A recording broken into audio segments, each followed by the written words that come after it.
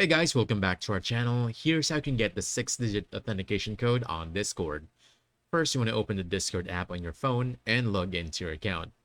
A lot of people run into this when they're recovering their account, changing their email, or updating their password, and they don't see any code. Here's what you need to do.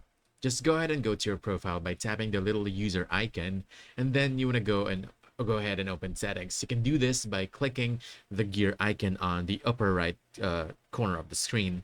Just go ahead and tap that. Inside settings, you want to go to account. From there, you'll see your email address. Tap on it, and you'll find an option that says send verification code. Once you tap that, Discord will send a 6-digit code straight to your email. Just go ahead and go to your inbox. Then you want to look for that email, open it up, and copy the code. Paste it back into Discord. And after entering the code, hit next and confirm. From there, you can finish verifying your account or update your email address without any issues. So in short, open settings, request the code, check your email, and paste it back into Discord. That's how you get the 6-digit authentication code. We hope this video helped you out. Like and subscribe to our channel for more helpful videos. Thanks!